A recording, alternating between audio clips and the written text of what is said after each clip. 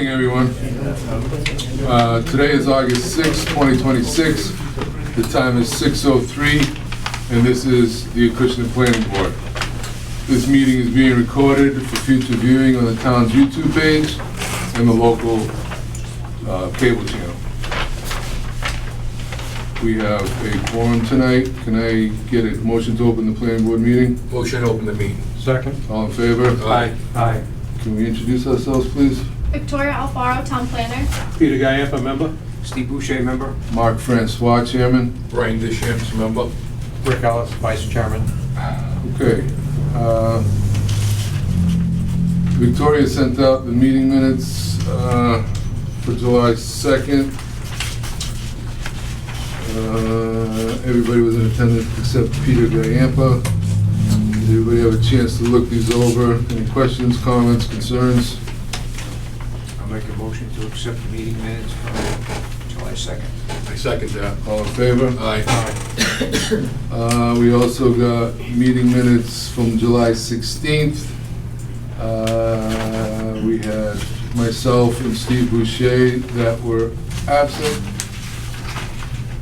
We have 3 members here that were there. Can I get a motion? Oh, anybody got any comments, questions, concerns? There wasn't much that went on, and I would make a motion to accept the minutes of July 16th. I second that. All in favor? Aye. Thank you. All right.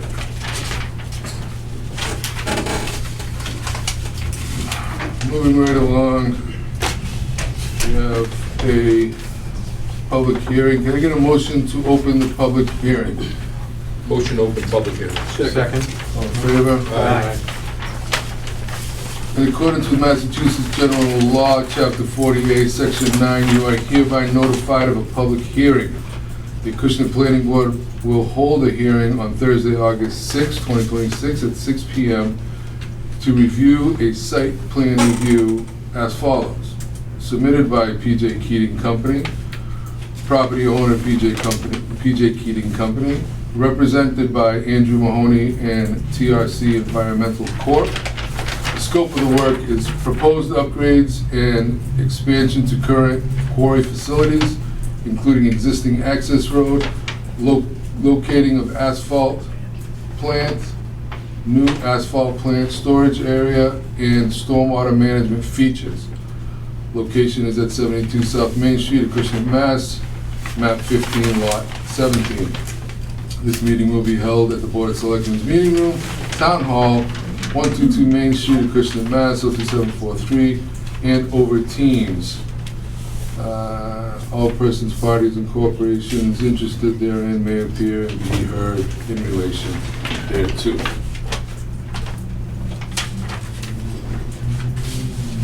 Is there an Andrew Mahoney?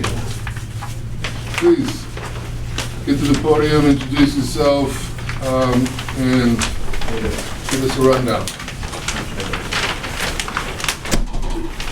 I'm Andrew Mahoney, project manager with TRC. I'm going to hand it off to Okay. Derek. And you are? Good evening, I'm Derek Hill, and I'm the president of PJ Keating. Welcome. Thank you. So we're here before the board tonight to present the site plan review for the development out back of the property, where we're looking to relocate the asphalt plant and the crushing operation. All of this activity is pursuant to the joint hosting community agreement we signed with the town of Acushnet, and in that agreement we agreed to relocate those operations from the front of the property out back. So they also take into account the berms. You'll see large berms in the area where we're looking to do subcontract crushing or contract crushing out back. And that's part of the modified air permit that was approved and circulated in February of 2026. So that's just part of the noise modeling that was done on behalf of PJ Keating by Mass DEP and our engineering firm for that. So with that, I will turn it over to Andrew and they can go through the actual site plan, and then we can field any questions. Okay. Thank you. And I'm gonna interrupt, but the way this is gonna work is they're gonna give their presentation, then the board has first time to ask questions of PJ, and then I will turn to the audience for questions. Okay? Thank you. Thank you. For the record, Randy Gagnon with TRC. I'm the lead design engineer for the project. And like Derek said, the project itself is for the southeastern corner of the PJ Keating property. It encompasses just under 30 acres of total area of where this work is going to be done. And again, the proposal is to design the site and grade the site in a way that it can then accommodate the moving of the asphalt plant and the two crushing plants. So generally, the asphalt plant, which is currently located near Main Street, is going to be located to the far rear of the site, which is the far eastern portion of the site in this location here. And then the two crushing plants, we're going to have a crushing plant in this location and then another one in this location. And as you can see from this existing area, a lot of this area has already been cleared and there's a bunch of Excuse me, can you stockpiles. say if that's in the southeast too? The crushing area? Because we can't see what you're talking about, so. So, I mean, we know directions. so but we can't- the entire site is going to be on the southeastern corner of the property, southeastern 30 acres of the property. Mr. Chairman, if I could inject, could he make the presentation to you and then possibly show the public as well? I could So move we to can- this side here So we they can at least have an idea of what is being Yep, proposed. no problem. Thank you. We'll move it over here so we can do it all in one shot. Thank you. And if he's in front of the screen, that's fine, right? Yeah, there's nobody on. Okay, all right. We can see it from our plans here, present, I can see it, most of us can see it, and now they can see it. Okay, so like I was saying, this outlined area here is where the project is taking place. This area here is where we're proposing to relocate the asphalt plant. And then the two crushing operations, one will happen here and another one will happen here. So, generally, like I was saying, what we're proposing here is to sort of prepare the site, grade it, install the berms for sound control and dust control, install stormwater VMPs to control the stormwater from this area, and so that we can then prepare the site to accept the movement of those operations. So what I'd like to do now is just kind of go over generally what we're proposing to manage stormwater. So essentially, as I flip through these sheets, we're going to start here and we're going to work our way to the east. So the first sheet is going to be this area. There's 4 sheets, 1, 2, 3, 4.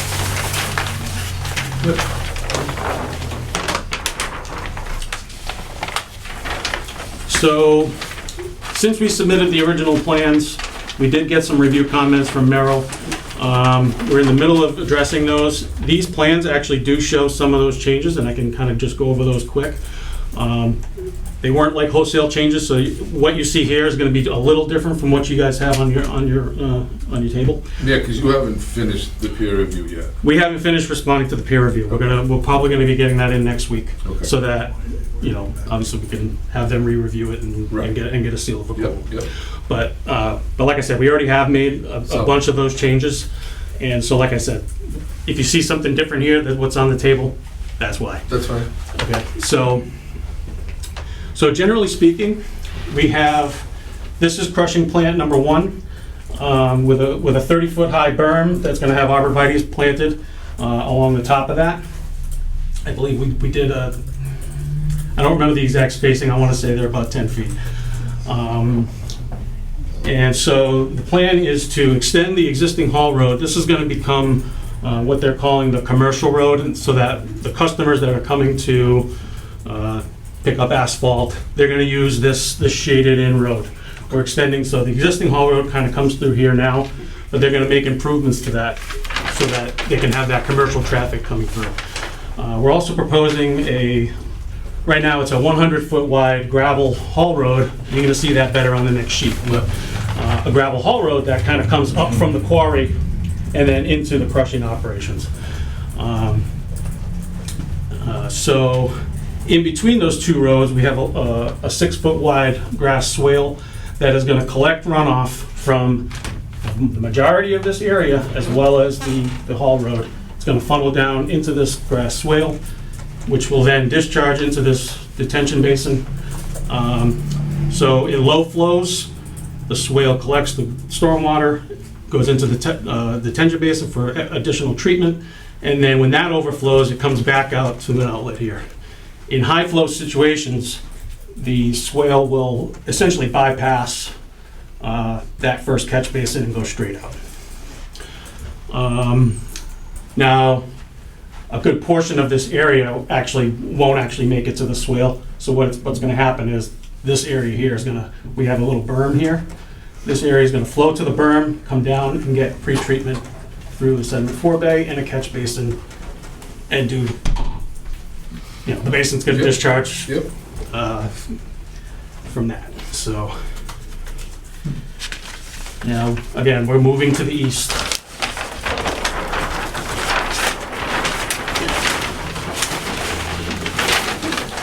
So here again, you can see a little better the gravel haul road running along the north side of the swale. Again, the shaded road is the commercial road that's going to run all the way back to the asphalt plant area. So I don't know if there's too much to add because this is the same area that was flowing to that detention basin. You will see there's another swale running along the top here, but what that is actually receiving stormwater from the far eastern side of the site. So the main thing what we were trying to do with this site is, so as you can see, there's already a lot of clearing back here. There's stockpiles. There's also berms that hold back stormwater. They're just berms that just hold the water and let it either evaporate or go into the ground. Because it's my understanding that their current NIPD's permits and that sort of thing don't allow for new stormwater discharges from this site because it's like an industrial use. So just going back generally, we graded the site and designed the site to capture all the runoff from this area and bring it back into the quarry. And we want to do that because the quarry already has well-established treatment and discharge BMPs and equipment. So right now, the quarry fills. They have a pump that pumps it up to a settling basin here where it's treated and has the sediment removed and that sort of thing. And then it's treated and tested, and then it gets discharged. There's a couple of other settling basins out front here, sort of to the north of the office building, where again it's treated and tested before it then gets discharged out to the little stream that's across the street. Right. So again, that's already well established, and obviously we have a lot of storage in this hole. So the intent was to not create any new discharges with stormwater. So like normally on a development site, you would have like a detention basin at the low point, and then it would slowly bleed out into the wetlands or something like that. We didn't want to do that here because we're trying to keep all of our stormwater runoff on our site and utilize that existing infrastructure so again, we're not creating any new discharges. So the reason why I wanted to kind of make that clear, so that when I show you the next few pages, it becomes clear why everything's coming back.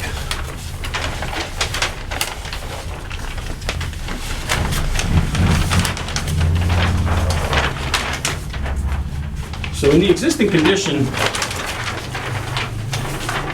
generally the site slopes to the east to the wetlands that are out here on the eastern side of the site.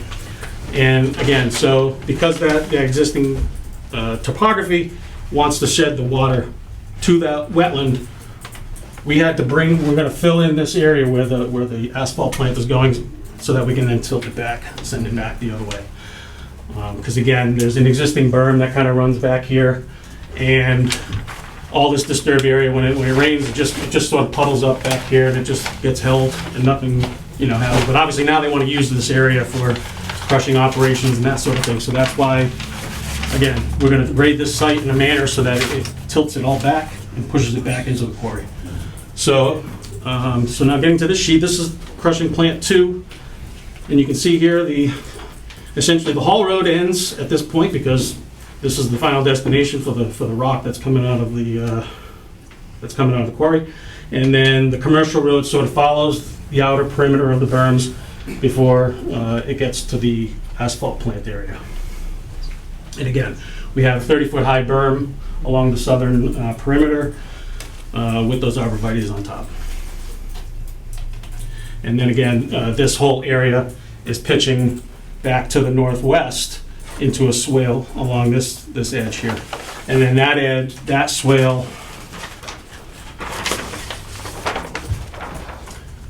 terminates here. It gets treated with we're putting in a proprietary CDS treatment unit that's going to remove sediment and floatables and that sort of thing, oils and whatnot, anything that might be falling off of these large trucks that are bringing materials to the crushing plant. And then this swale is going to then discharge here and come out and discharge to the quarry at this point. So again, this whole area is gonna bleed down to the swale. The swale actually does provide treatment as well and groundwater recharge. We're gonna put a sandy bottom in all of these swales. We're gonna put a sandy bottom to kind of promote the groundwater recharge. So again, everything's kind of being graded to come back this way and then down through the swale.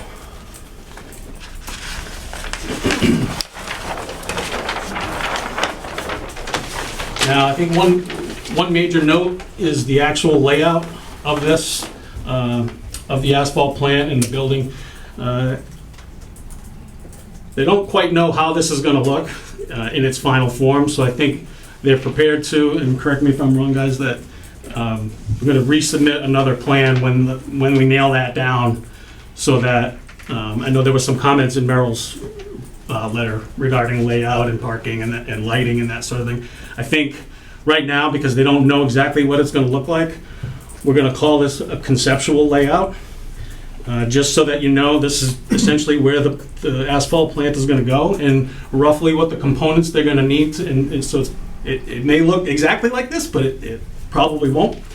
I anticipated this meeting to be a very early stage explanation of what you are looking to do. Mm-hmm. So, and I know there's meetings after this meeting, so I totally understand where you're going.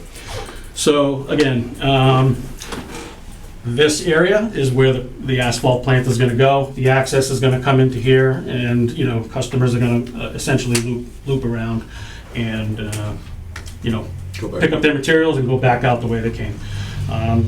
So the 30-foot berm sort of ends in this area, but we still have a 3-foot berm that's going to continue on around the entire perimeter of the asphalt plant. And again, this whole area has been brought up. I think we have roughly 10 feet of fill at the far back, the back edge here. And again, that's all we've designed the site so that it all will, stormwater will flow back into the swale. The swale runs around the corner here. This is that large silt pile that they have. So everything's going to flow into that swale and then back into the quarry. As far as design things, that's about it. Happy to answer any questions. I'm sure there'll be quite a few. Okay. Gentlemen? On all the stuff that's out front right now, existing office buildings, existing asphalt plant area, existing crushing plant equipment, and the concrete plant and garage, what's going to happen with all those existing buildings? Anything at all? Yes. The existing ready-mix plant stays in place where it is. The asphalt plant itself would be relocated. The administrative business office and the equipment shop would stay out front, or where they are now. What about that existing crushing plant equipment? And it looks like there's a flat area next to the subdivision, just to the south? Sure, the plan is that the existing fixed plant aggregate processing facility will be demobilized. Okay, and what will happen with that piece of the property afterwards? I mean, it's a pretty wide open, flat area right now. You know, I guess there's been a lot of trouble with dust control there in the past.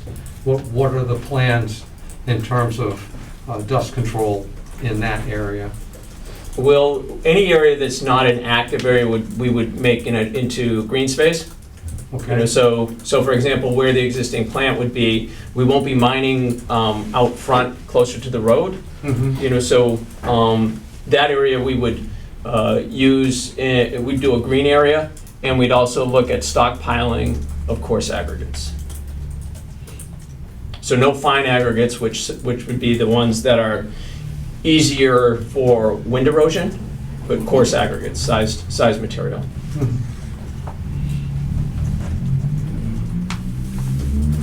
The one thing that would be a little helpful to me is what are the areas that are going to be or continue to be quarried, where you'll have, you know, blasting and material movement and all that. Do good we have that stuff. drawing?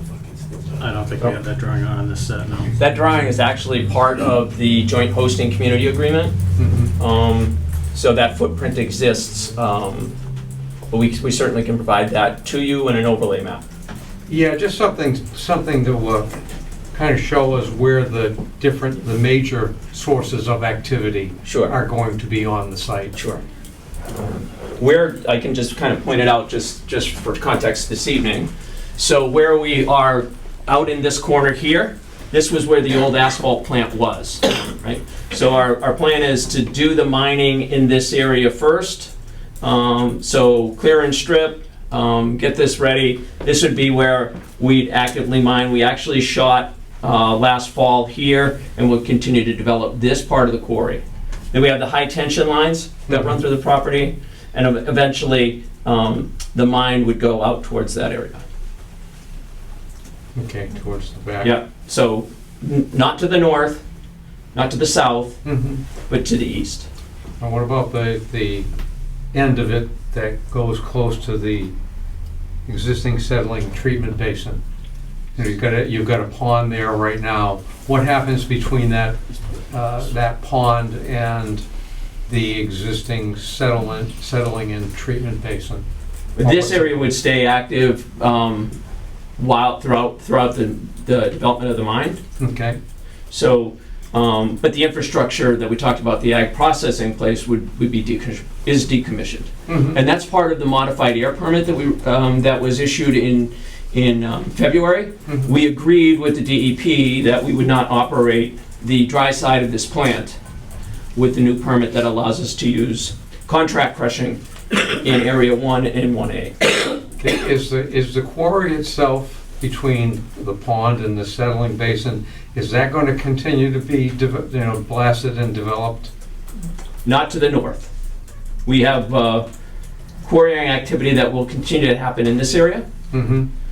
along this area, and then ultimately beyond. Yeah, I'm more concerned with the area Up front. towards the front with the residential So developments that are either side. nothing to the north, right? So this face, where you can see, Mhm. that is the end of the quarry limit. We will not be developing any further that way.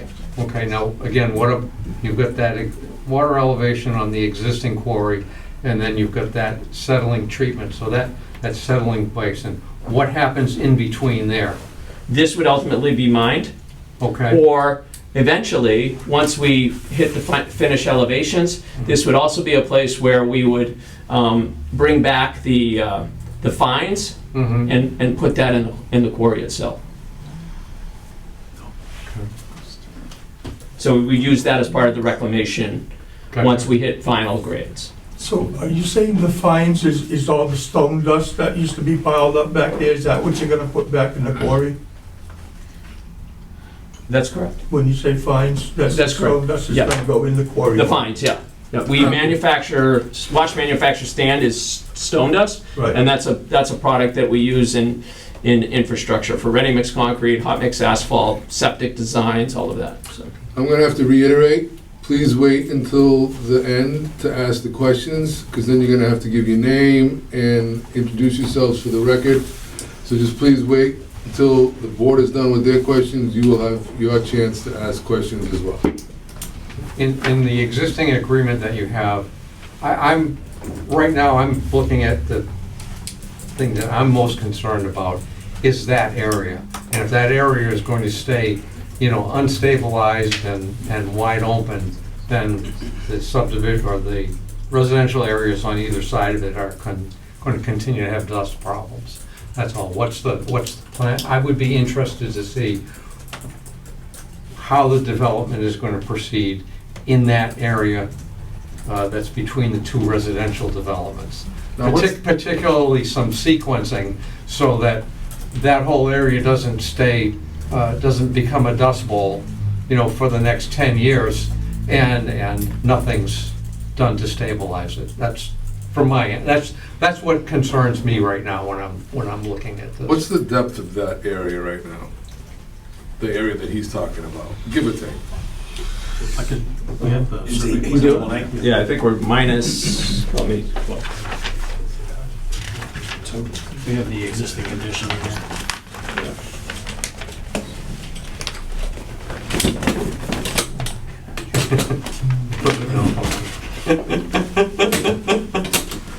You can use the desk if you want, real quick. Yeah.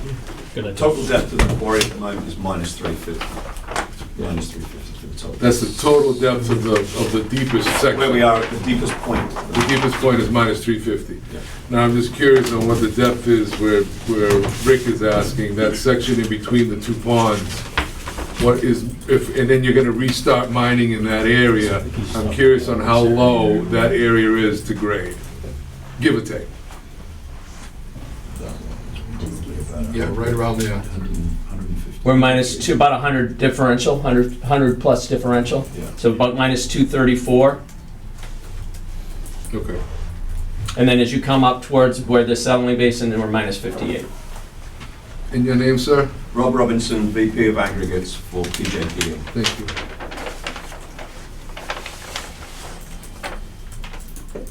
Rick? Okay. I'm just trying to get Yeah.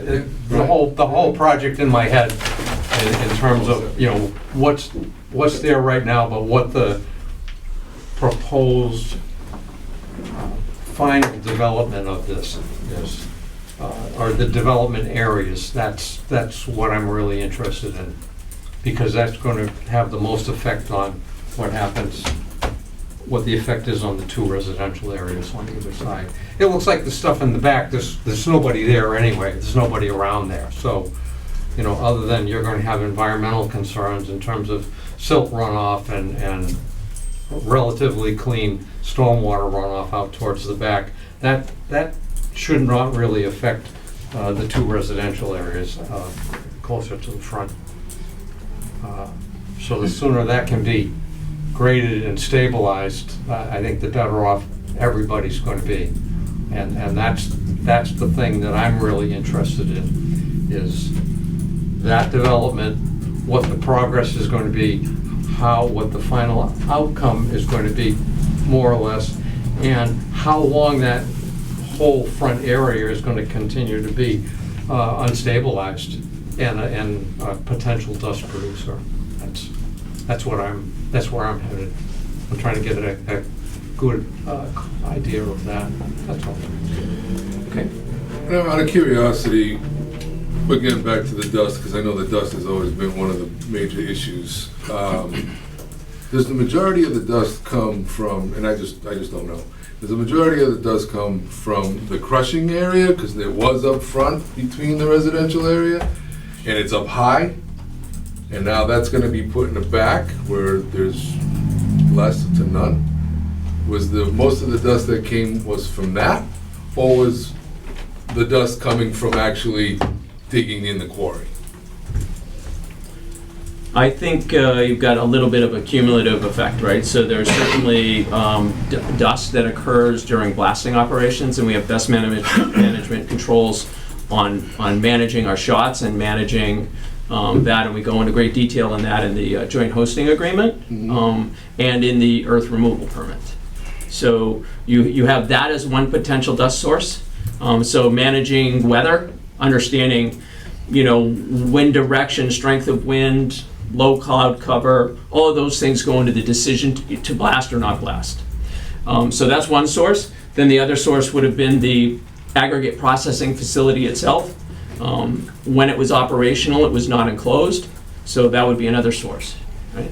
And what about these piles of silt? It seems like that was an issue before too, with unstable silt piles. It would rain, water runs off, you'd have gullies and other stuff. Spreading that silt around, that to dry out later on. Yeah, the big silt pile back has been stabilized, right? So it's vegetated on the slopes and on the surface. So that we seem to have abated that issue. And part of the development here also would be the use of automated sprinkler systems on the road. So we would be upgrading the dust control on the roads inside the quarry, and we have a large water truck with water cannons on it to address windy conditions or spray a pile if there was. So we've got certain things in the best management plan around that. And this access road is a gravel road? It's mostly paved and partially paved. Initially, we would go with an impervious surface out there, which would be recycled concrete, shingles, asphalt, something, and then ultimately we would look at paving once everything gets to that end. But that material would have a sprinkling system on it, so. Well, a paved road obviously gives a lot, is a lot less dust. Right. And easier to put the water on than a gravel road. Anybody else? Overall timeline from the time you start till you get to full operation of where you want to be as far as mining goes, finish developing the site? At this point, step one is to get site plan approval. Yep. So that we can begin the clearing operation, the site grading, and the building of the berms. That will then allow us to bring in a portable crusher and begin that operation out back in Area 1A. And then we then will need to come back, get site plan approval for the final design of the asphalt plant at this location. So we need to get that material surged in there because we had about a 10-foot fill. So we need to surge into there, and then we'll do borings on that, and then there'll be geotechnical analysis for that work. So that will occur. Air permit. So we're, in the HCA, the goal was to be ready to relocate the asphalt plant in the fall of '27, being ready to run the asphalt plant in the spring of '28. But it's all dependent on the permits and timelines. So a very aggressive schedule outlined, but that was what we agreed to, and we're doing our best to achieve that. And there are, in the HCA, there's specific milestones and requirements for us to meet, or there can be punitive measures against operating hours. Anything else? Just one, again, this is a big project.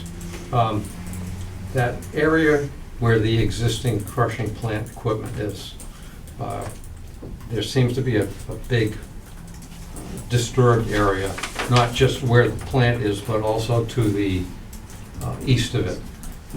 What's the time?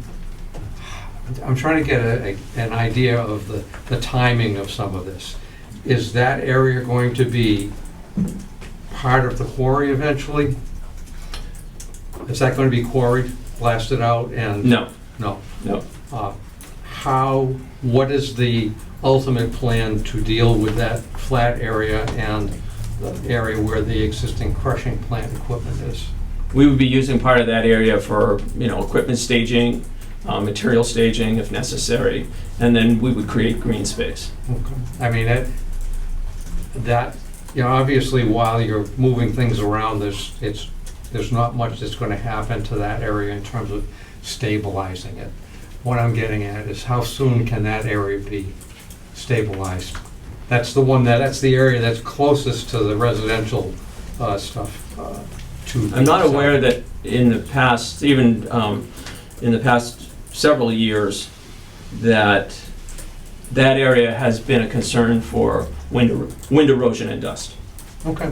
But to your point, I think our goal will be to try to, wherever we're not going to be active, Mhm. the right thing to do is vegetate, right? So, Yeah, and the timing is crucial. I Yeah. mean, vegetating is fine, but if it's at the end of 20 years when you're done mining the place out, well then, that doesn't help the neighbors out too much in the meantime. no, that's right.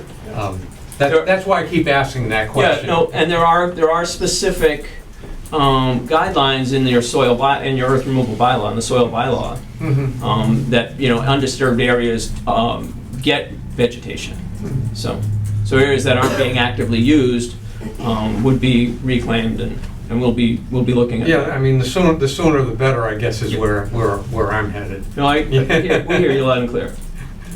And we know that the biggest pain point for the neighbors, has been that area, proximity to the neighborhood, Mhm.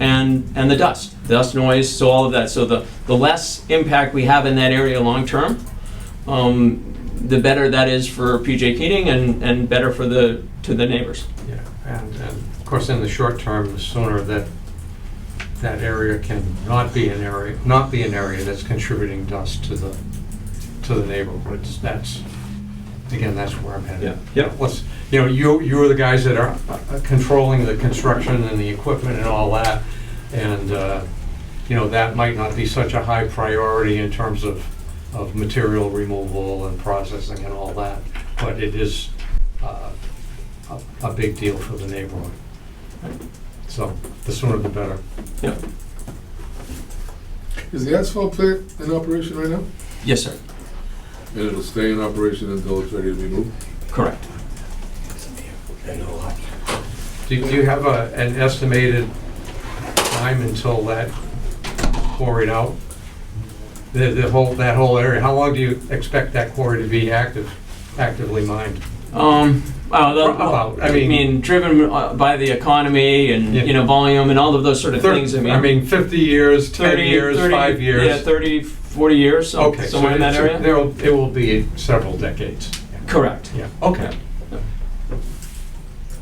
But geology is geology. We could move further and further and get into a seam that Yeah. Isn't isn't of for highest best aggregate. use for aggregates, Yep. infrastructure I products. understand. Yep. Okay.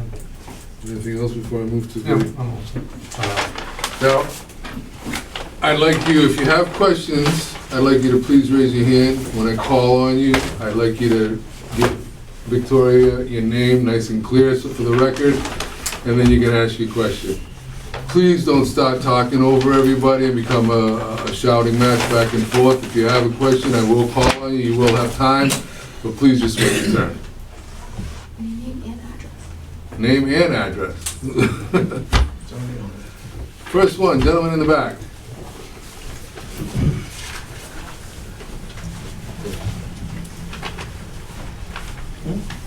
My name is Kevin Smith. I live at 161 Lawson Avenue, which I believe I'm one of the closest houses to this venture. I'm insulted listening to you people up here right now, with the exception of you, Mr. Ellis, not knowing what goes on. This town has spent 5 years battling this quarry to be a good neighbor. That's all we've asked for, is to be a good neighbor. And for you not to know if the asphalt plant is running or how it works in there, I think all of you right here, before you make any decision on this, talk to Mr. Hill and go on a tour of that facility and see for yourself just what goes on. They're more than willing to do it. They've done it in the past. I mean, this is a big decision. They're going way out. How much of the wetlands are they being? First of all, I'm Taken going care to of. have to interrupt you. First of all, the wetlands has to do with conservation. Okay. Has nothing to do That's with fine. us. Okay. Second of all, Yep. this board was not involved with any of the decision-making that was decided upon where they're moving, when they're not moving. The litigation that's been Yep. going on has been Mhm. going on with select board and town Mhm. council. Yep. We are here today to find out what the story is and what's going on. That's right. Okay? And to go in there and see exactly how this place runs, because what you're gonna do is gonna affect everyone in Acushnet and around that quarry and Fairhaven, because they're going way out to, close to that. Trust me. That's I your know. due diligence to protect the taxpayers of this town. Not a problem. Do you have a question for them? That was my question. Okay, thank you very much. Also, I do you can know? answer the wetland Can question. can you answer me this, the HCA that you talked about? Where can we get a copy of that? The host Do you know? community agreement? The host community agreement, Yeah, yes. the selectmen have. The selectmen have it? Okay. But I can answer the wetland Yep, go ahead. question. We are not doing any disturbance within the 100-foot buffer zone to any Okay. wetland. All right. So this project, as designed, Yeah. does not even require a permit with Concom because we're not working in their jurisdiction. Okay. Where is the road that goes out to 240 in relation to all of this? The road that goes out to 240. Yeah, that's the one that comes, there's a gate in the back of the quarry. I believe all the equipment is going to the other side of it? I believe you're referencing the high-tension power line? Yes. And the easement that goes to 240. Yes. Oh, okay, Yeah. yeah. Where is, okay, that's right there? That's Yeah. down here, yeah. Okay, Yeah, and you then can all see the that other side, road. okay. Yeah. And to the south of the, no, to the west of that, is that already there like that, or is that gonna be that there? This here? Yeah, So you can see the tree line here, that's the existing condition. okay, We are proposing to clear some trees here and Yeah. obviously back here where the asphalt plant is going. Okay. But again, no disturbance to the Yeah, 100-foot okay. buffer zone. all right, thank you.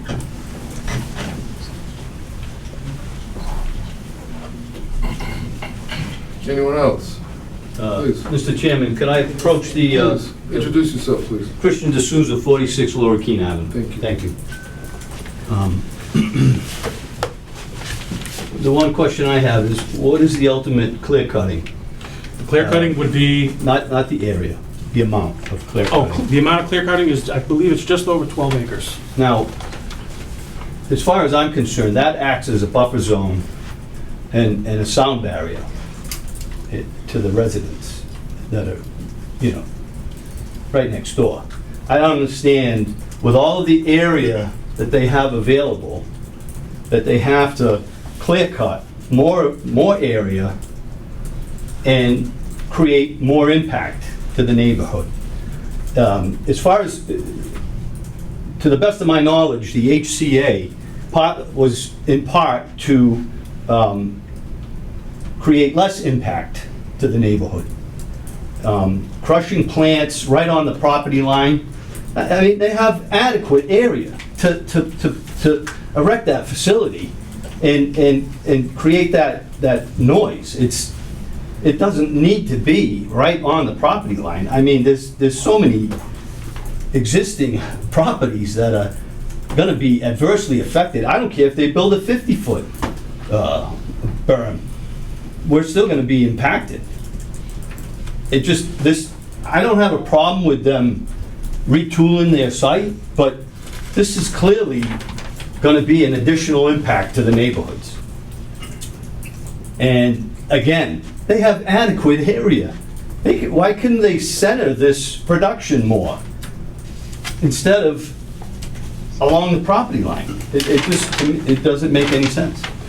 I mean, that's my concern. And the other concern I have is where's the remediation gonna be when we start getting severely impacted, if this does go through? What do you mean?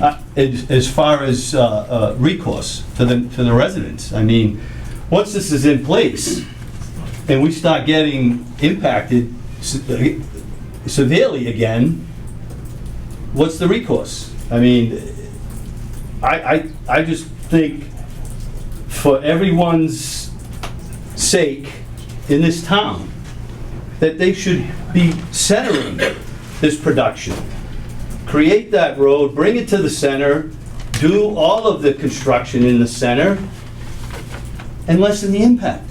This is clearly gonna be more impact. I don't see how any reasonable person could not determine that. Thank you.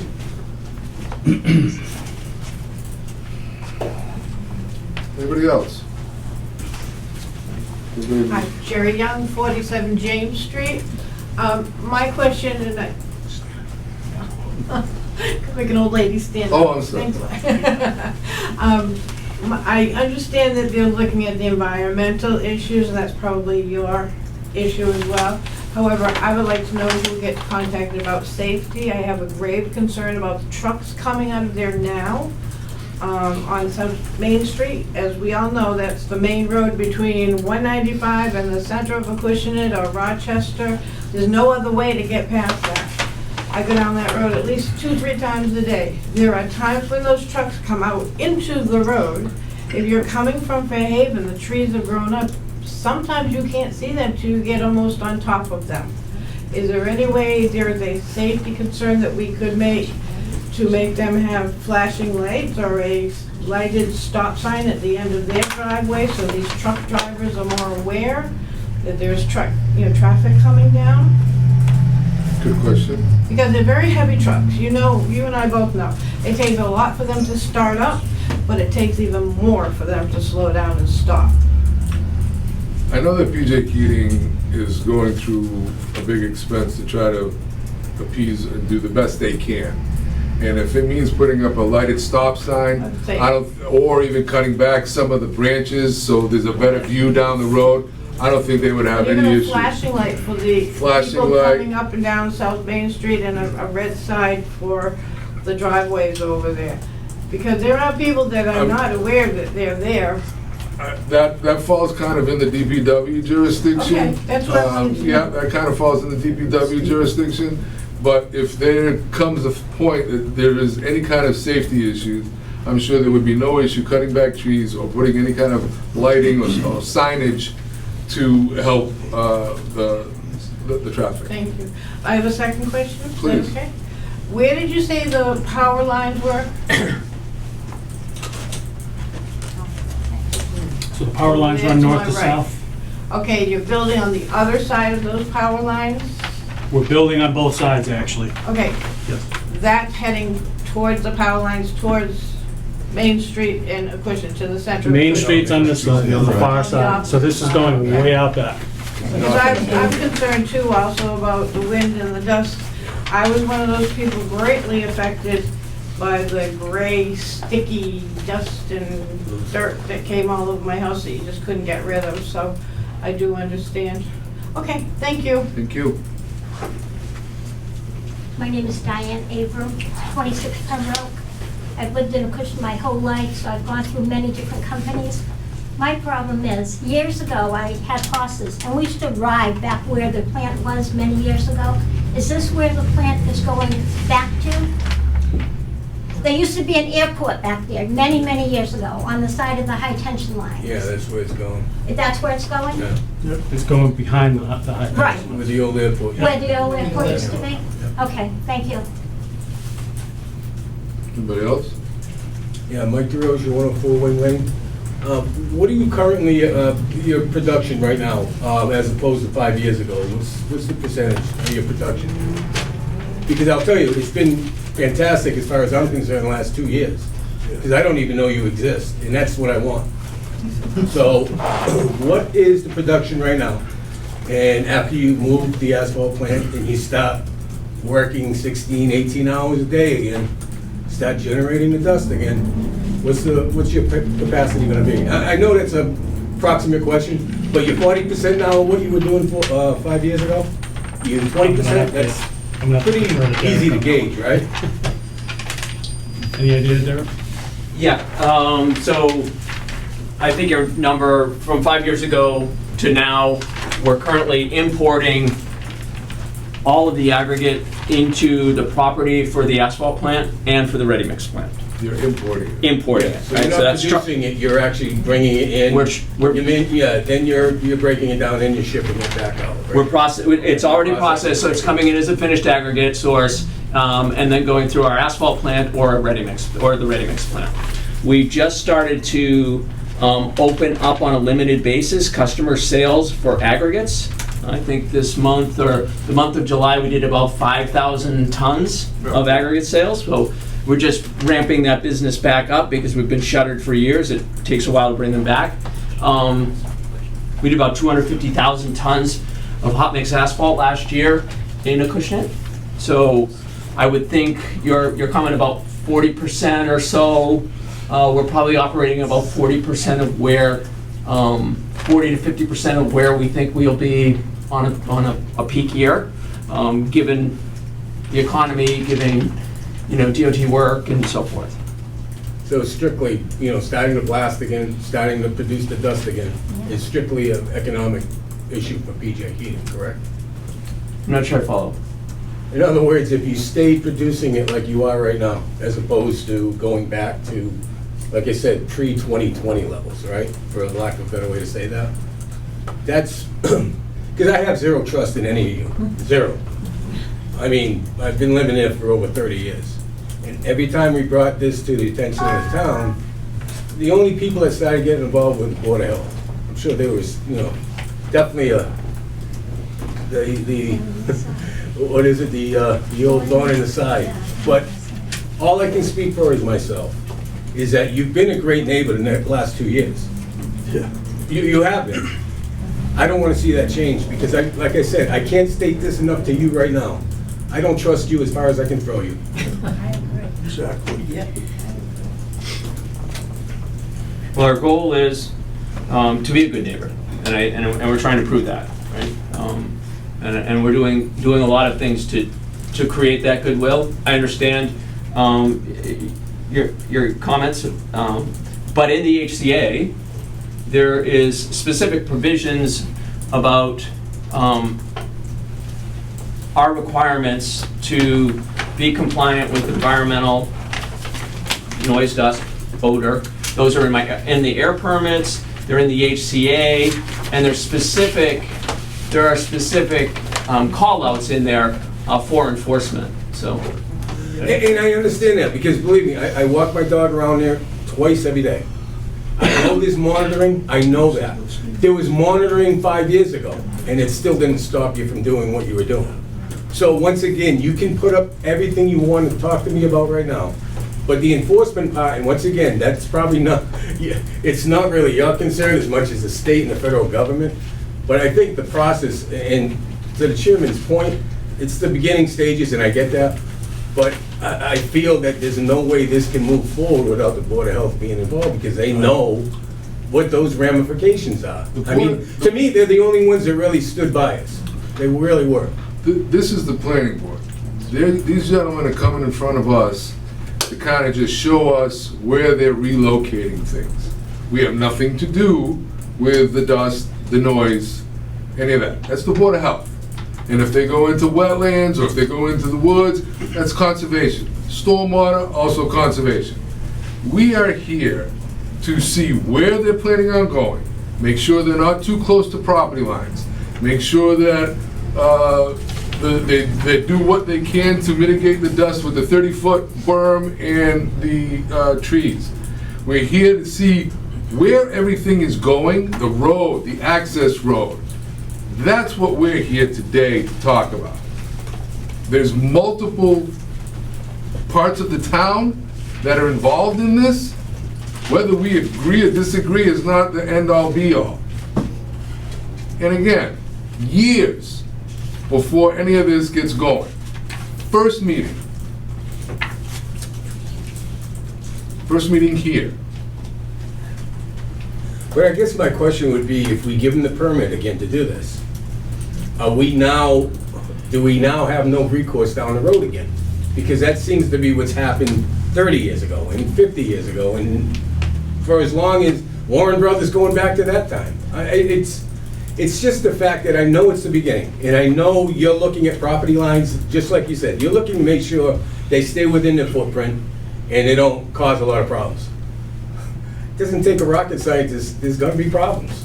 I mean, there's going to be problems. We just wanna make sure that whatever they've been doing, they keep it to scale. So if they ramp up from 40% and they start, mining again, because that's the major problem, and plus, the bluestone, when they store it, that's what affects me personally, where I live, on the northeast side. Because they build these, they have 80, 100-foot piles. Well, they're moving it around all day, so there's going to be that dust. And to that lady's point, you're breathing that in. That's what I worry about, because bluestone's not meant to be, I'm sure when working with it all the time. So the health concerns, I get it. That's not this trivial. I understand that. But we're starting the process. It would be good to bake it in. Let's just look, knowing what their history has been, that we just bake it in as best we can. I'm not denying that. I mean, this goes in front of peer review, so there's independent engineers that are looking at all this. There's independent other resources, EPA, there's other companies, other entities looking at everything that they're doing. They're under a microscope. And just from this first meeting, there has to be a substantial change to what it was. There has to be. There can't, when they were doing everything in the front, within a couple of 100 feet of the road, and within the residential part of it, I can understand where you guys were getting hit hard. By them going to where they're going, thousands of feet away from any residence and surrounded by trees, you can't not but better the situation. No, not us. See, once again, I guess they're going to go through it from beginning to end. I guess my question would be, once this all gets ramped up again, that you and the EPA and whoever else, whatever other lawyers are involved, just come to one of the residents' house one day in the summer, so they can see what happens every single day that they. I'm sure you could do the same thing that happened in the beginning of this process, when the residents all got up and complained in the beginning. Can happen again. I know, but to do it again, once again, do it again, and this gentleman's point about in the back, they got a lot of, once again, you gotta know geographically the area too. That's like, because now with that solar farm that's at the end of Wing Lane, and once again, they don't know, they know this, they know where it is. It's created this wind tunnel, so it's not the south all the time for the last 5 years. I mean, it's a pretty steady wind that comes right down those power lines. So no matter where they put it in the back, in the winter time, it's a northeast wind. It's gonna blow towards you. In the summer, it's south, blows towards me. So really, there's no place there for the dust. I mean, I just don't know why we're doing this dance again. I mean, it's like, it's great right now. Why can't we just leave it that, There was an agreement between P.J. Keating and the town of Acushnet and the select board. It took years. I couldn't even tell you, I have no idea the amount of money that was spent on lawyers, whether it was the town or them. And now there's a room full of people against it, and then you go to town meeting and there's a room full of people for it. That also, their people, their families and everybody work there. So there's a balance in town that we need to try to meet. And I think after all, again, a gazillion dollars spent, and now they finally got to the table and hashed out some type of agreement. Now it's up to us and every board in town to make sure that this agreement suits best for you. The best that we can get them to do what's best for you. So, and since you, have you read any of those? I'm angry because the gentleman in the back stands up and starts accusing us of all kinds of things that isn't true, first of all. And second of all, I'd like to just make it clear that this is the first meeting. I understand that. That's perfectly clear, but, there shouldn't be any anger from us or you. No, none at all. We're here to talk None at to all. all adults. None at all. Can I talk now? Please. Okay. Gilbert Martin, 66 Laura Keene Avenue. May I walk to that map? All right. This is my question for you, sir, and don't get mad at me. I will not. Okay. This is our house.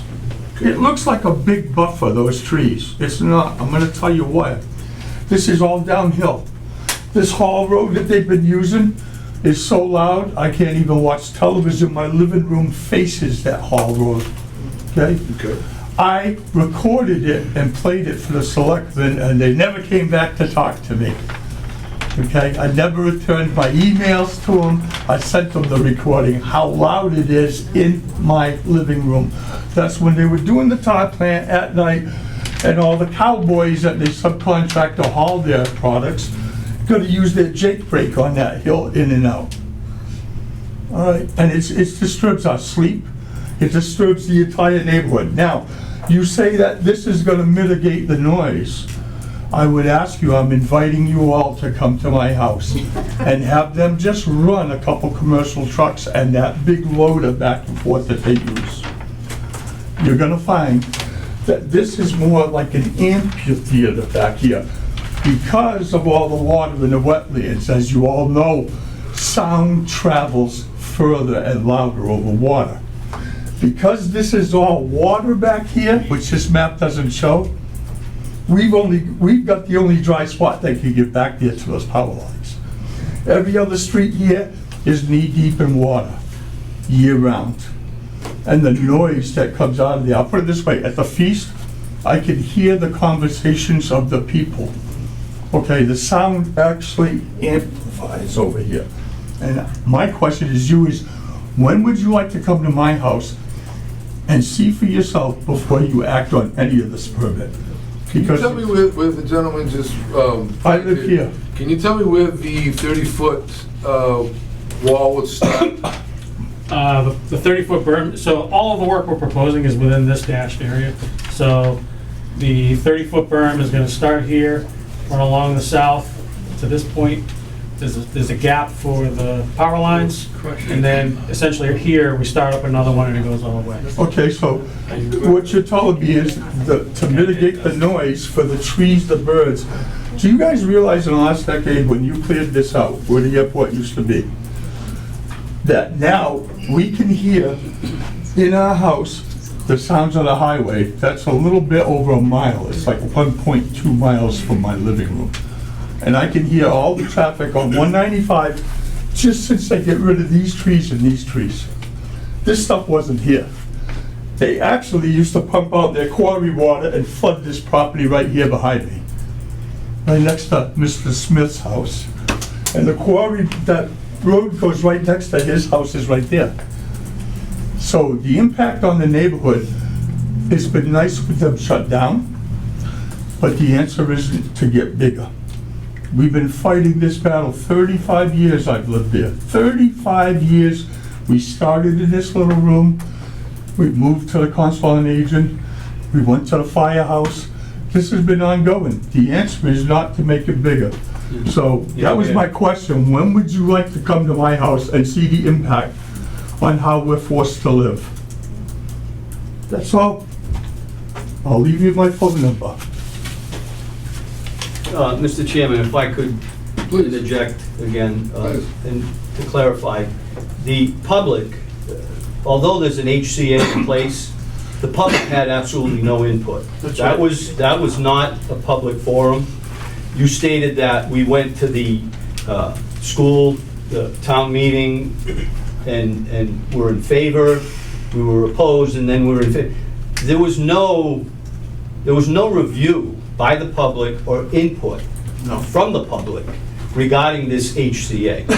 So I understand Okay. that's Thank you for the an clarification. integral thing to you in this board, but we've had no input Okay. regarding. Thank you for the Blindsided by this. clarification. That's, This was a blindside, getting Yeah, this that notice was in the not- mail.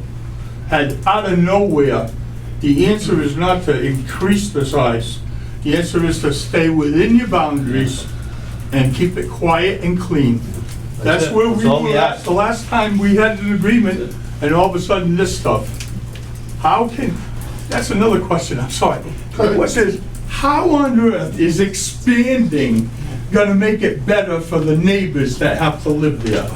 How does something getting bigger and more business gonna help us? Because I don't understand that reason and that logic. It's only gonna help them financially. So, Yeah. Question, at the end of all this construction, will this be producing more, same, more or less the same as you did 10 years ago? Or is it gonna increase production exponentially? We would be looking to actually reduce what we had in permitted aggregate tons and HMA tons. So you would be producing less? That's correct. Yep. So you wouldn't be growing your facility. You might not be blasting in that area, but you might be blasting in this area, but you're more or less gonna be doing the same, if not less, than you were before any shutdown. That's correct, and it's the development of the existing mine. We're not looking to expand, so for example, by decommissioning the aggregate processing facility here, we're not looking to expand the quarry to the south. We're looking to develop the quarry into this area and to the east of the high-tension power lines. I got a follow-up to that. Go ahead, I already know what this is. go ahead. So you're not gonna import it, because you're importing a lot of that finished product now, right? You're not, because you're not blasting, and you're definitely not crushing like you used to. So the reason why that number's going down is that you're gonna be bringing in less, but you're gonna still be mining. You're gonna be more turnkey again, which is you're gonna produce all that. You're not importing it. We'll always import natural sand because it's a component of the mixed designs for ready-mix Right, concrete. but sand's not the problem here, it's the bluestone. It's the bluestone dust. Right. Started the whole thing, that and the smell of the blacktop all the time, and the loud noises of the trucks and the backup alarms 24 hours a day. The nighttime, I understand the state wants you to do the roads at nighttime, but the impact on everybody that has to live and work and children go to school in that neighborhood is outrageous. You wouldn't put up with it where you live. Unfortunately, a lot of us elderly people are not in a position to just pack up and move to get some peace and quiet. We've worked hard, our houses are paid for, we're old, and we'd just like to be left alone. Bringing more business into that neighborhood on a constricted street, one street in and out of town, is just, it's a ridiculous plan. It's ridiculous. I don't see where any thought was given to any town members at all. And despite the fact that you pointed out other boards are in charge of certain things for bringing up, I respect that. But all of you boards collectively work for the town residents, not for T.J. Keaton. And we're asking you not to approve this at all, because as he just stated, he's gonna make the berm on the back side and the side. Not one of those 30-foot berms is protecting either side of those neighborhoods from the noise. He just pointed out where they are. They're protecting the woods from the noise, not us. So that's just gonna make the sound be trapped there and amplify even more. So now we're surrounded on two sides by noise. Not a good plan at all. Not well thought out. All you guys are thinking about is the money, as usual. Plain to see, I'm sorry. And I'll shut up now, sorry, sir. No. Thanks for giving me the floor. I have a question in regards to, you were talking about a 30-foot berm. There's a berm that goes parallel to Lawson Avenue now. How high is that? That's at least 30 feet. It's all covered in vegetation. One problem that's going on also is all that woodland. I lived there for 43 years. All that vegetation is dying. We don't know why. It's all covered in lichen, and in some places the stone dust, like he was talking about way in the back where they had the sill before Mr. Hill came on board. They were off, letting it run off into the woods. And it's like a petrified forest out there, or it used to be. I don't know if it's been cleaned up. I haven't been out there in so long. So I mean, the stuff is bad. I mean, and I hear it. I've learned, for me personally, it's like white noise. And I've told these guys at many meetings that we've been to, I haven't been looking to shut them down. Other people, yes. But it doesn't, but you can still hear it. You hear one of those trucks driving by at 2 o'clock in the morning, if the beepers are on or whatever. The 30-foot berm but you can put whatever you want for vegetation on it, it's not gonna stop it. Okay, Thank you. anybody else? Okay. Again, this is the first of many. Yeah. The board has taken everything that you've said into consideration.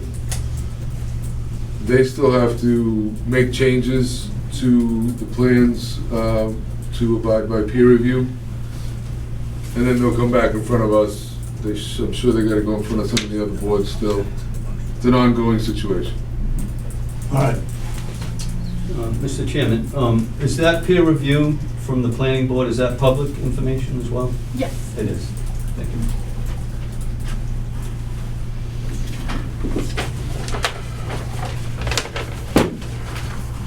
If you don't have any other questions,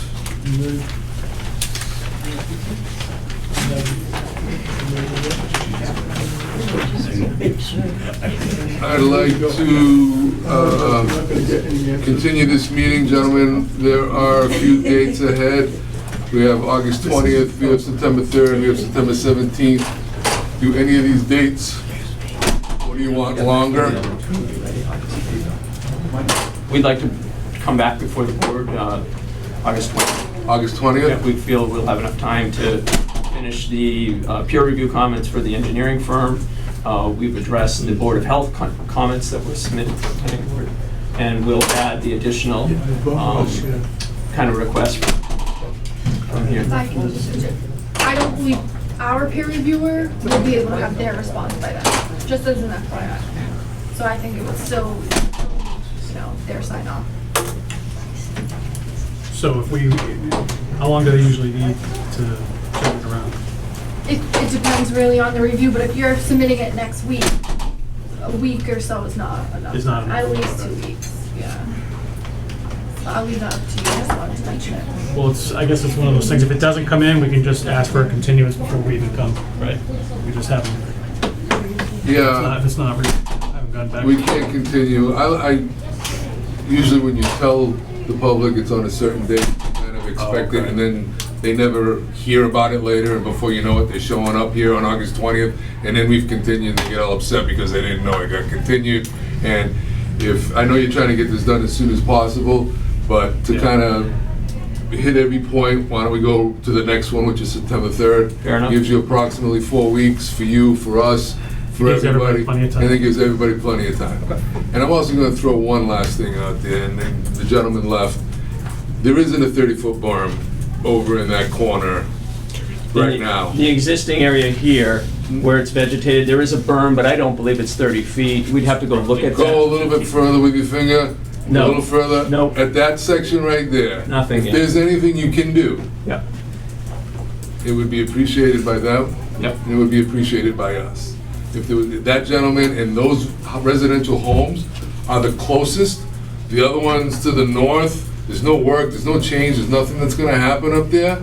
I'm just putting it out there for them and for this board. If there's anything you can do to help mitigate some of the noise in that area where that gentleman lives closest to, would be highly appreciated. I mean, like a berm on the side of the road all the way down. I mean, something that's gonna send the sound in another direction. And maybe, it doesn't have to be 30 feet, but if you did a berm with some arborvitae, something to add to noise mitigation for the people who live nearest to that gentleman at the end of the road would be appreciated. we'll incorporate that into the drawings, revised drawings for Thank you very September much. 3rd. Thank you very much. And then lastly, just to the lady's comment about the flashing stop sign, we can take care of that, and the sight line distance with clearing. I actually saw the state out there doing some clearing today, so we'll look at that. I think we have to go to the DOT for the flashing light, but we'll take some of those actions and then work concurrently with you on those. Appreciate that. So there's something, any way to put something like, I'm just throwing it out there, like automated as the trucks, before the trucks hit that intersection, that flashing light will go Yep. on to far enough up the road that people are aware that, okay, there's actually a truck exiting and coming out, just a thought, so. We use one of those down in New Britain, Connecticut, so as long as we can get approval from DOT, I think we can work to incorporate something like that as well. Just, this is the first I've been hearing about the noise at the back, everything I've been hearing is about the noise in the front. The use of a Jake brake or use the, or throttle, basically to back off, is there anything we can, is that necessary to be using a Jake brake? We'll have self-policing in place, like we put in place 4 years ago, when, when we were working with the Board of Health and the Soil Board with reopening the facility. So some of that is self-policing, and we'll do that through our hired hauler agreements, through our customer agreements. We've got a fair amount of mine safety and health regulations that we need to deal, but hazard training will include that, and Yeah, I've seen- local supervision will. Yeah, I've seen signs through residential areas that say no jake braking. and, Yeah. If you could. There's no, I mean, there's no incline or anything like that, so we should be able to handle that. Okay. Thank you very much. Gentlemen, I will like to make a motion to continue this public hearing to September 3rd. Motion to continue the hearing until September 3rd. Second. All in favor? Aye. Thank you, gentlemen. Thank you. Moving along, I'm gonna go slightly out of order. We're gonna go to the approval not required and under discussions, 815 Middle Road, map 17, lot 30C. Applicant and owner is Jeff White, trustee, and Jeff White Revocable Living Trust. Representative is Riverhawk Lane Surveyors, LLC. Is there anybody here for that one? Please to the podium and introduce yourself. Chandler Palmieri. I am Jeff's daughter. You are Jeff's daughter. Yes. Okay, speak it, just elevate your voice just a little bit. Oh, sorry. Chandler Palmieri. And, yeah, I'm not sure what else I need to say. You're Jeff's daughter. Is there a set of plans or anything that we can look at? Yes, you have.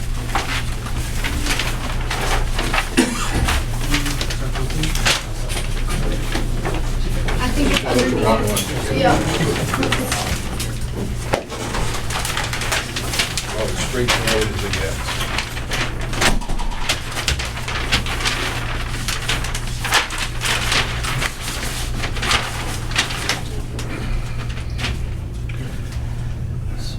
All right. Can you briefly describe what you'd like to do? Yes, so we're just looking to subdivide his existing lot and put a single-family home right on the property right behind. And it should meet the, Lot 2? yes. This house is this one right here on 815 Middle Road? Yes, correct. So this one I believe would be on Lynn Hill Drive. 250 square.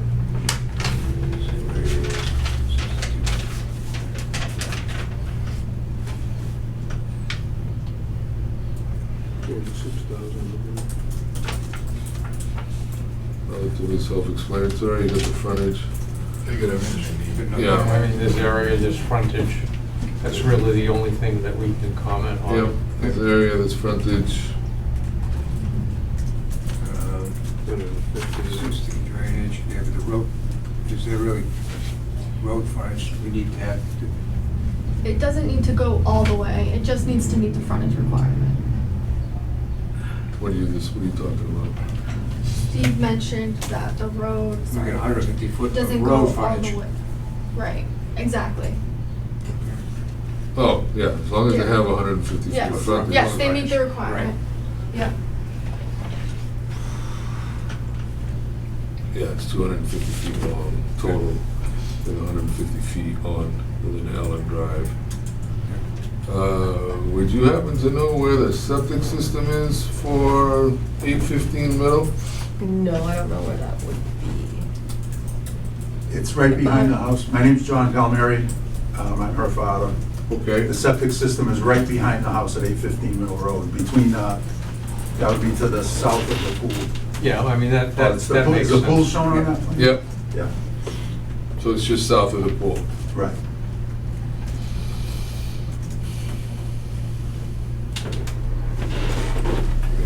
the existing lot has a lot.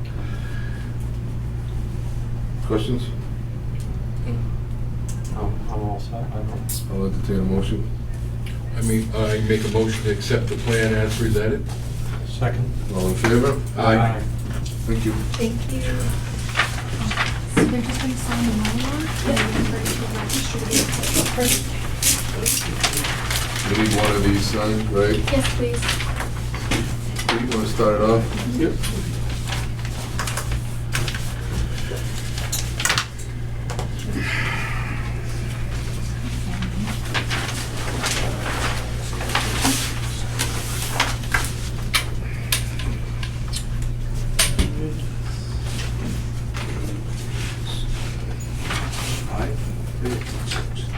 That's the six.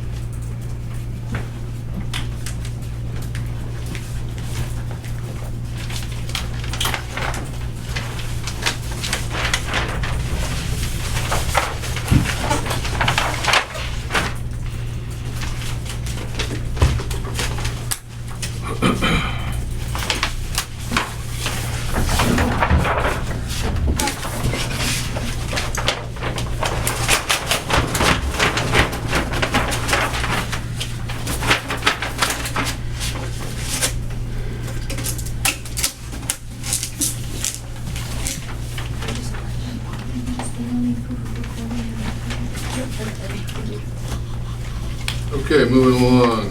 Continued special permit, Mendel Road, / Perry Hill Road, map 9, lot 18H and 24A. Applicant and owner Frank and Karen Knox and Mendel Realty Trust. Representative is David DeVignan, Schneider DeVignan and Leone Inc. The scope of the work is proposed 16-foot wide common driveway to service 3 lots. We are calling this public hearing back into order. I will read the public hearing announcement. In accordance with Massachusetts General Law, Chapter 48, Section 9, you are hereby notified of a public hearing. The Acushnet Planning Board will hold a hearing on Thursday, July... Oh, yeah, I'm sorry. Thursday, July 16th, that's when we opened the meeting, correct? 2026 at 6 p.m. to review a special permit as follows. Submitted by Frank and Karen Knox, Mendel Realty Trust. Property owners Frank and Karen Knox, Mendel Realty Company. Represented by Dave DeVignan, Schneider DeVignan and Leone. The scope of the work is proposed 16-foot wide common driveway to service 3 lots. Location is Mendel Road and Perry Hill Road, Acushnet, Mass. Lot 9, lots 18H, 18J, and 18K. This meeting will be held at the Board of Selectmen's Meeting Room, Town Hall, 122 Main Street, Acushnet, Mass. 02743, and over Teams. All persons, parties, and corporations interested therein may appear and be heard in relation thereto. Mr. DeVignan, introduce yourself and do your thing. Good evening, board members. For the record, I'm Dave DeVignan from Schneider DeVignan Leone. I'm here representing the Knox family for this property, which is it's proposed to be a common driveway off of Mendel Road. But the lots, some of the lots have, 3 out of 4 lots, I'd say 2 out of the 3 lots have frontage on Perry Hill Road. This property was divided several years ago through an A&R process for Frank and Karen Knox. One of the exhibits we gave you was an A&R plan which was developed in November of 2021. And when we submitted that A&R, there was one large piece from Perry Hill Road running deep into the property. It was divided into 3 properties. with the frontage being on Perry Hill Road, which is a public way. Two of the lots under that A&R were retreat lots, and the third lot was a conventional lot which had 150 feet of frontage. So at a later date, there was another A&R plan developed for the property which comes off of Mendel Road. There was an existing retreat lot which was cut out years ago, and Mr. Knox purchased it from Russ Dubois, and so then the four parcels became merged, and we reconfigured that lot to increase its area by taking out of the other lots. So there are two A&Rs on record which created these four lots. Now, the four lots, one of them will come off of Perry Hill Road with a single driveway, and the other three, we're proposing a common driveway from Mendel Road, which will come down the laneway that has historically existed since the lot was developed some time ago, to service three lots. From 2021 to now, we've worked on several permitting aspects of the project. One being, we went to the Board of Appeals a little over a year ago to obtain variances for two design aspects of the common driveway. One is they require a leveling area of 50 feet off of Mendel Road or the public way, and we requested from the ZBA to reduce that to 25 feet so that we don't carry fill beyond the need of what we have, because the hill rolls down from Mendel Road onto the site and continues, in a down grading fashion. So in order to minimize the fill at the very entrance and then kind of follow the grade, we asked for a variance on that criteria, and they granted the variance to us. The second variance that was granted, and I have copies of that which I'll pass out to the board. Just want to peruse it. There's 3 copies here if you could share, which is the ZBA decision as well as the application on the back side of that, which explain the 2 variances I'm explaining now.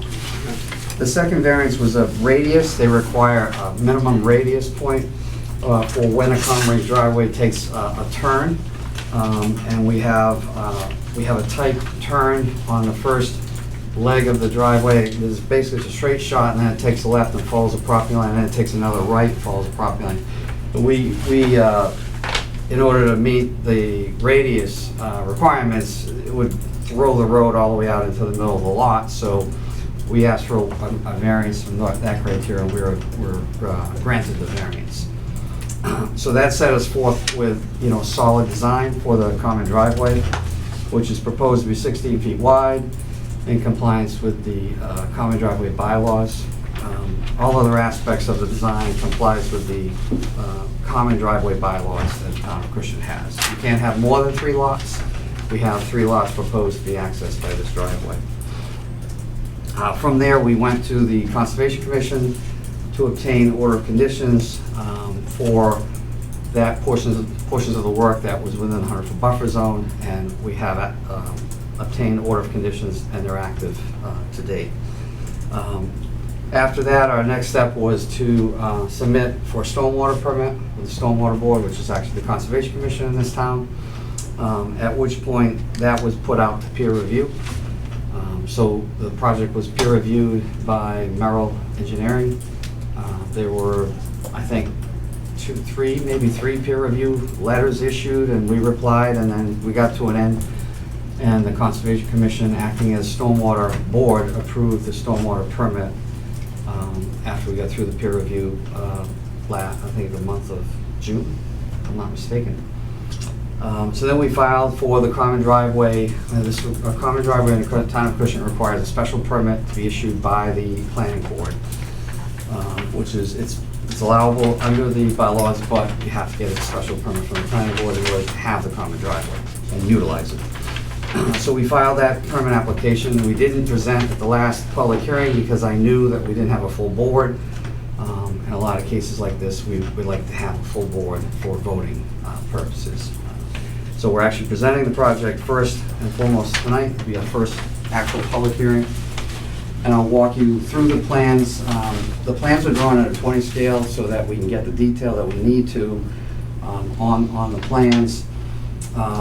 given that there's a tremendous grade change, we really needed it to be at a 20 scale so that we could show what we're doing. So we start out at Mendel Road.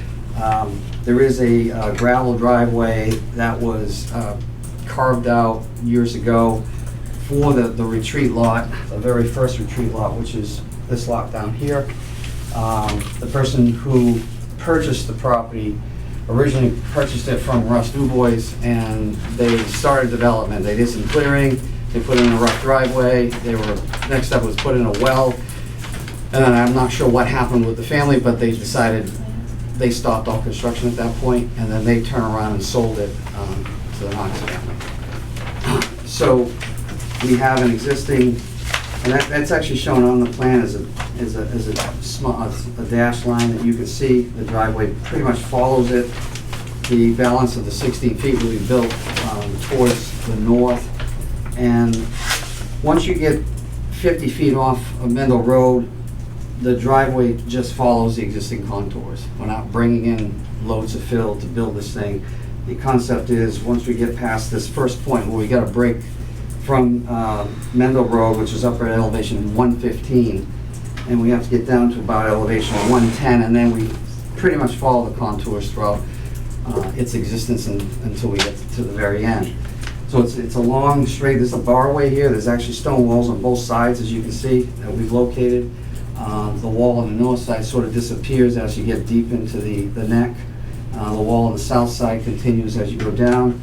This is a match line AA, which you have to then join it right here at the bottom of the page, and you'll see the driveway continues.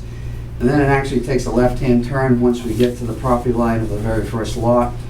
What goes north is a single driveway for the first house, for the driveway to be serviced.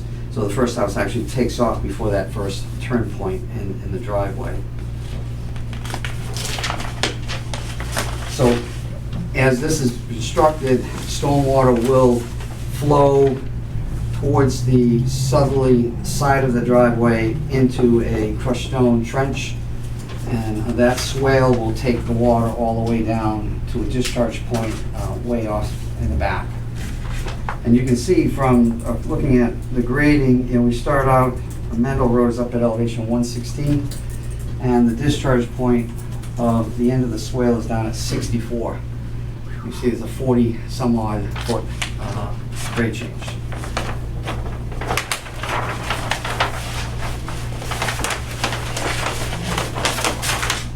So sheet 2, this is where we take the 90-degree turn onto the first lot.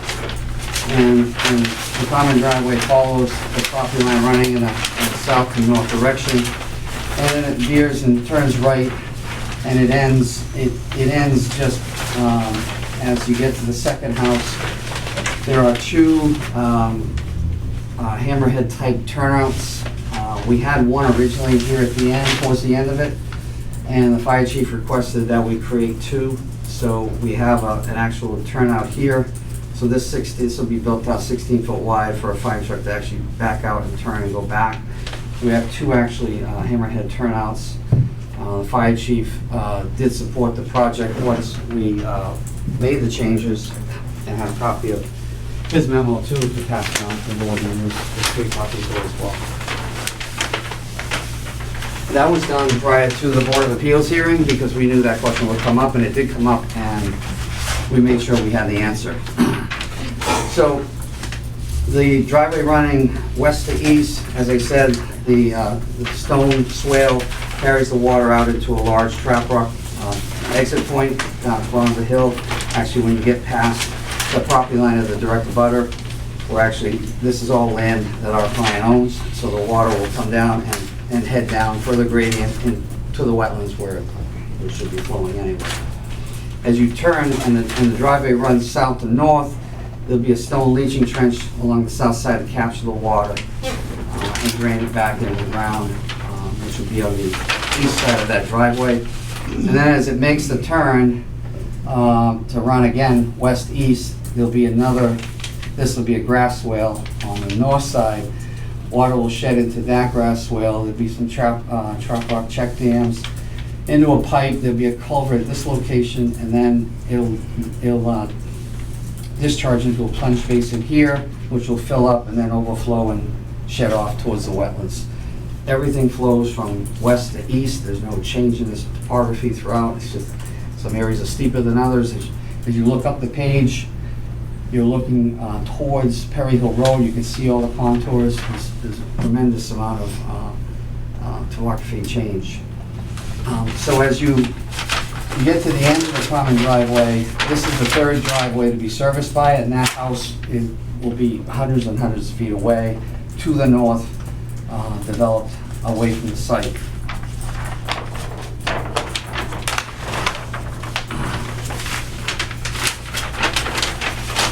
So this is the house, the third house to be serviced by. You can see this is the very end of the common driveway, and you can see the long driveway to get to the house, which basically it's forced in that direction because of a large wetland system on this lot, in this location.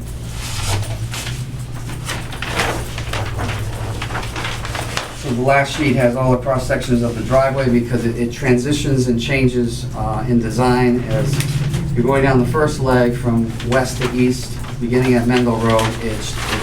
The design is super elevated from the left to the right, and as you turn and go north-south, same direction, but then it flips the other way as you go east-west on the last leg.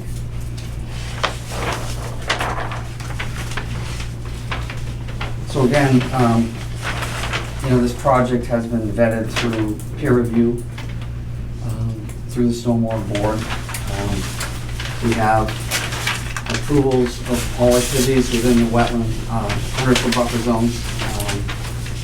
There is the fourth lot with the 4 lots. It will have its own driveway, singular driveway off of Mendel Road. That's this lot right here. Off of Perry Hill. Perry Hill Road, right, this lot right here, and it's not a part of this filing. So we had 2 access points, one from Perry Hill, one from Mendel Road. Any way you dice it, there was going to be a driveway coming off of Mendel Road, and there's going to be a driveway coming off of Perry Hill Road because the bylaws don't allow more than 3 on a common driveway. And I know in the past I've seen an engineer ask for 4 and did not get denied by the Board of Appeals. So we stuck with the 3 and the 1. The other one requires, off of Perry Hill, requires a wetland crossing.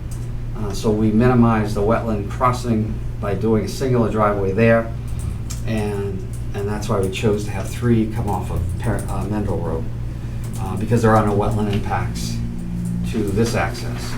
The other one, the impacts would be greater over the wetlands and through the wetlands, and it would be really difficult to meet the stringent stormwater regulations that we have in place right now for that to be a common driveway. So this is the practical solution to getting access to all 4 lots, or 3 of the lots out of the 4. So I know that there was discussion regarding the 75 feet setback, 75-foot setback.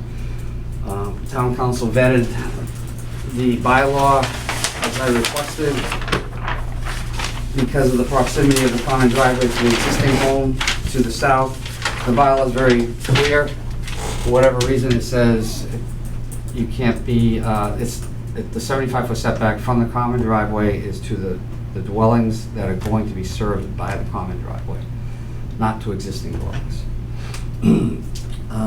So we will just throw it out there. We know that the most recent plans that you have before you, this house is 75 feet. It was slightly shifted so that we met the 75 foot, and that this house is less than 75, but we can take that house and put it here, and we would need a variance in order to set this house 35, 40 feet from the common driveway. And at the time, whenever they develop this lot, it'll be their choice to ask for the variance or simply get the house approved in this lower location. And I have an exhibit just to show you. There's one for everybody here. Pass this along.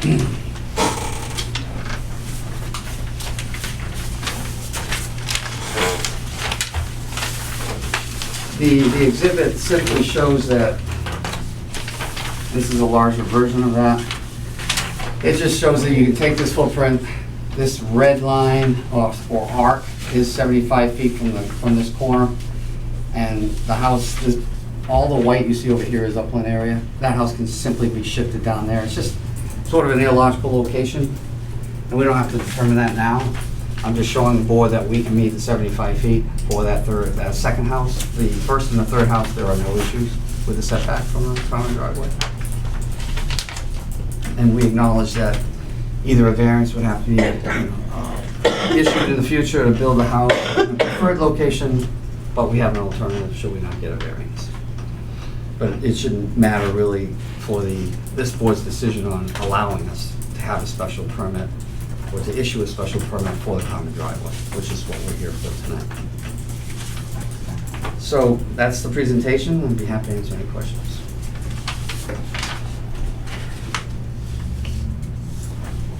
That's quite a driveway. It is. I hope they have a snowplow. It's a very busy plan. Yeah, this is probably one of the toughest sites I think I've been involved in because of the topography change, the topographical changes. Incredible, really.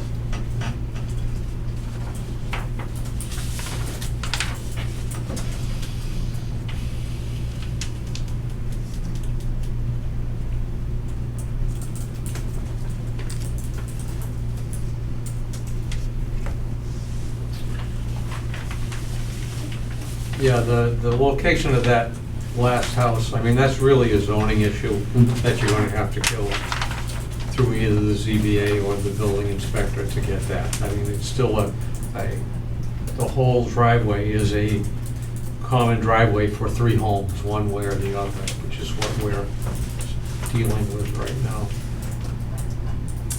Correct. Now, did you say you've got your stormwater permits for this roadway construction? We do. Or this driveway construction? Yes, the project, this entire set of plans, including the individual septic plans, because in order to meet the stormwater bylaw for recharge and everything else, we actually have, I wouldn't call them detention ponds, but depression and holding areas on a couple of individual lots. So all 4 lots were incorporated as part of the stormwater, which is what the bylaw says. You're supposed to sell off 1 lot and then sell off another lot and, do an end around the stormwater. We went right at it and said, we have 4 lots, we're gonna come in for a stormwater permit, and that's what we did. And the stormwater permit definitely includes all of this proposed common driveway. Yes, Okay. absolutely, 100%. Okay.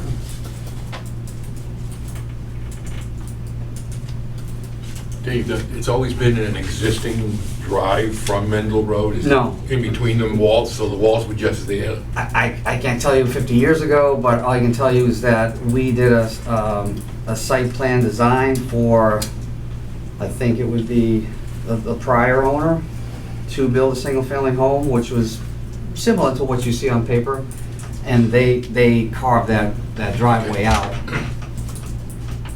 which I don't know, might have been, It just happened that there was 2 stone walls there? yeah, yes. Yep.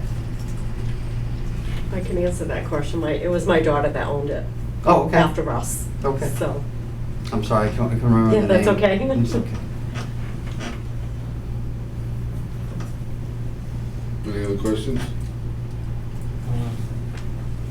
No, I mean, it seems like you've got the other issues covered. I mean, the bylaw does allow you to do 3 lots off of a common driveway, so. It does. On here now, Dave, is there anything that states that that lot needs a variance or needs to be moved prior to permit being issued? Currently, not on the plans, no, not at this time. We'd be happy to submit a supplemental plan.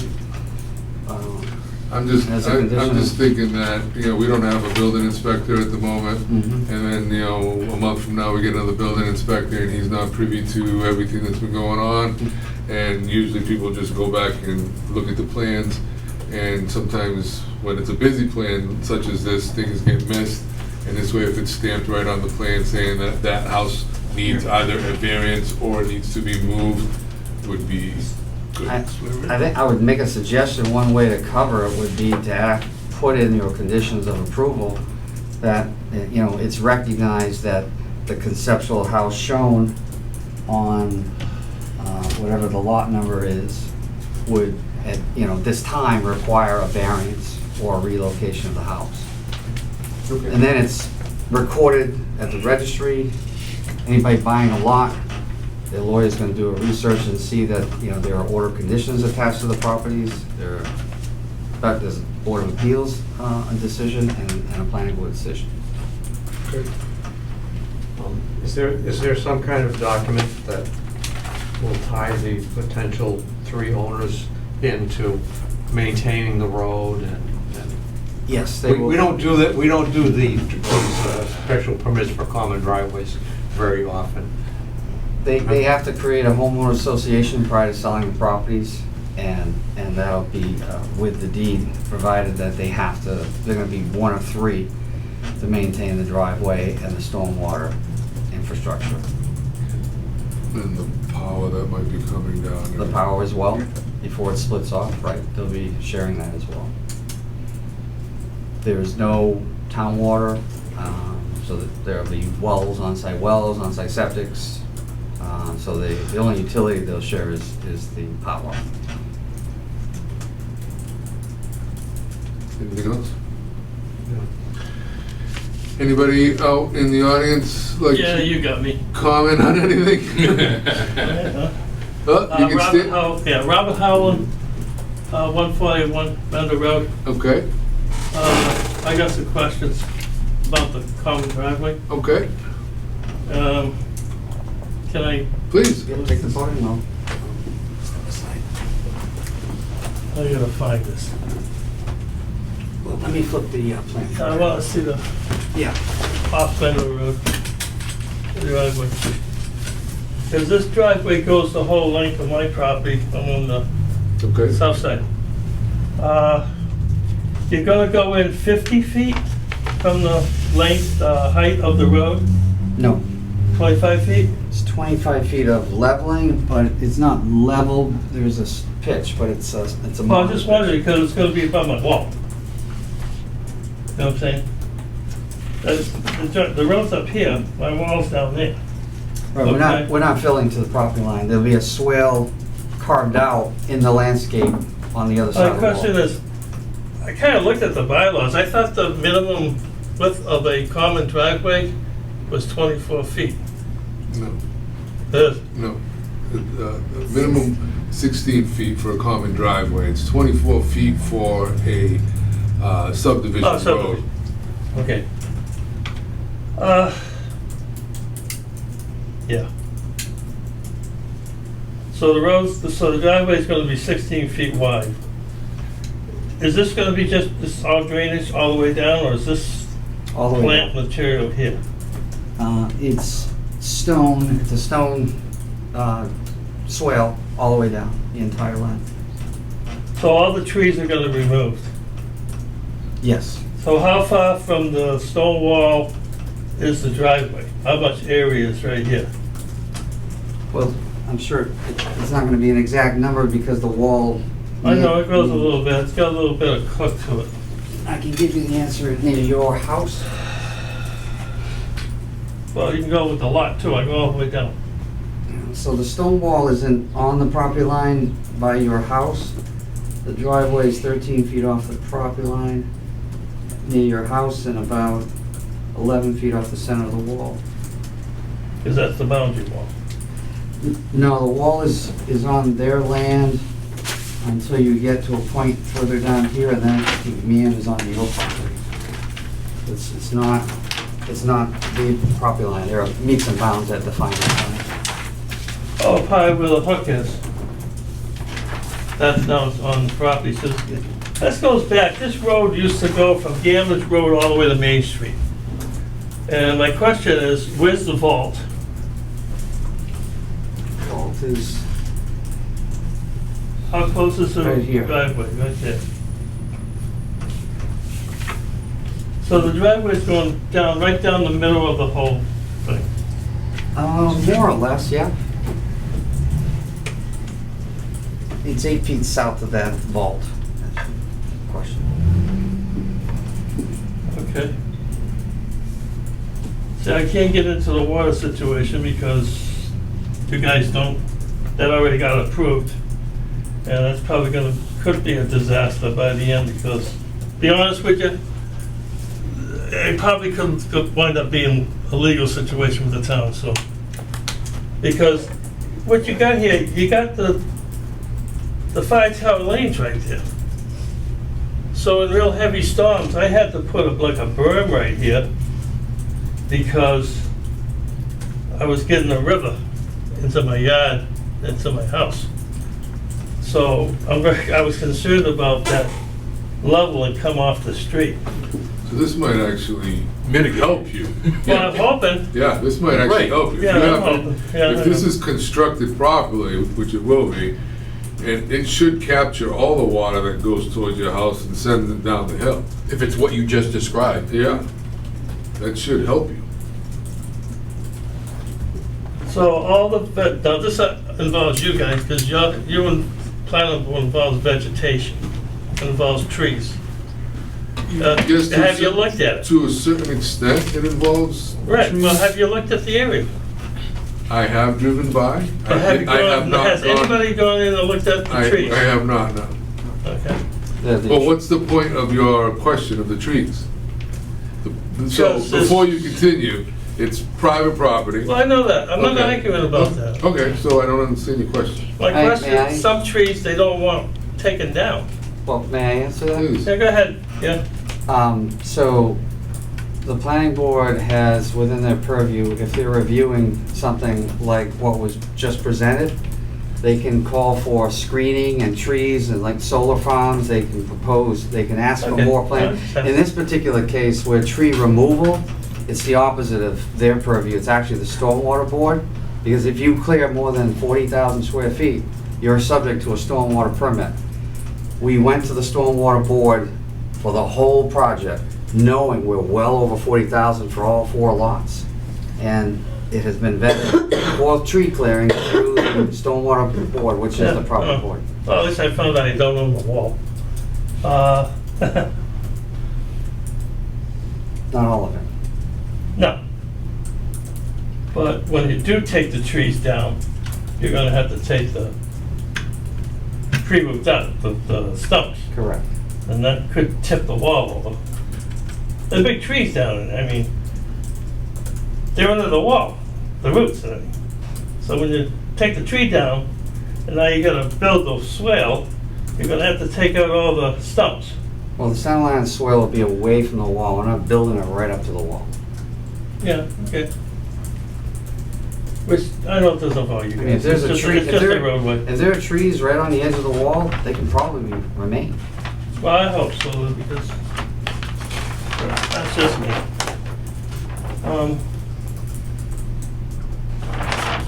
I know, I was in a hospital when this was all going on for quite a while, so just a few questions. I'm not Sure. against it. Well, but go right ahead. The drainage is gonna stop where? Mine goes all the way to the corner where the trees are? Correct. It's gonna end past your corner. Okay, so it's gonna actually go Yeah. So, through the, this wall right here is that one's right on the line. yeah. When you get to the very end, Right, dog leg, okay, and that's the driveway drainage- going into the first house. That's correct. Oh, okay. Water There from you here go. will go from into the swale, and Yeah. it'll drain past your property, past your Yeah. wall. So all I got to ask, I was more concerned about up here. Because I was really concerned, this is really deep here, I mean, this drops off, Yeah, it does. you know that, I mean, Yeah, it's, yeah. whoa. Yep. You got 16 feet wide here, you turn it in, you gotta drop off here, and you gotta drop off there, okay? That's a pretty severe drop off. It's not, we got a little space there we're away from the big peak, Yeah, so. but you're not away from it here, No, okay. but we're I gonna just- bring that 16 swale right feet, on I up to the guess. street, so we Yeah, capture I know. everything. Okay, because I'm here about the driveway. Mhm. You know, I was more concerned about this through here. But you kind of answered all the questions, so, you know, I appreciate your time. And how many feet does it go back to the third house? The driveways? How far back is that? This is gonna be at least 600 feet, right? Yes. And now you're going, to get into the first house, you're over 600 feet. Yes. And then you go to a second house, The and then you bylaws, go to a third house. the bylaws say that a house has to be within 1,600 feet from the road, and we are. And at the height here, right at the other end, going up, it's pretty severe, it's, you It know. is, yes. Good luck. Don't get a plow. Maybe not hide. You know? At least I'm gonna have a nice place to walk my dog. There you go. It's a good way of looking at it. Yeah, because I walk the dog down there and I go into my woods lines down there. There you Go back up through the fields. Sure. So I'm really not against the project at all. I'm just asking about the damn driveway You up on have the every, street. you have every right. Thanks, guys. Thank you. Thank you. Listening to the answer. Hey, good luck. Thank you. Hi, Hi. my name's Linda Taylor. I live at 93 Mendel Road. So the common driveway is gonna go right across the back of my property, quite a ways. So you're to the north of? I am, I don't know if you can help me out here. I just saw it a minute, right here. So this is my lot here, and it goes all the way Okay. here. Okay, this is my house, I think. So I had a couple questions. I'm sorry, I didn't get what this is. What is this right here, the circle? It's a depression for water to go into, and then it'll be piped under. It's gonna be piped out? Yes. Okay. There's a pipe that'll take it to the big swale that we're just talking about. Okay, that's right what I there. thought you said. I didn't know if it was. It'll a discharge retention. there and end up all back there. So it's not a retention pond? Oh, no, it's just it's a small hole Good. lined with rock. And can you tell me between, so my property right here, Mhm. between here and here, I can- what, I guess, like, what is the difference between the driveway and my property, and how far from the property?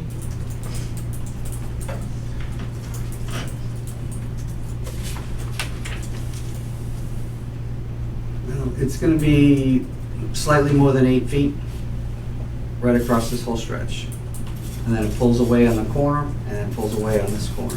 Right, okay. So it'll be consistently 8 feet off, 8.5 feet off the wall. So I have issues with like privacy, like in my backyard, would possibly deer-resistant arborvitae's be a possibility?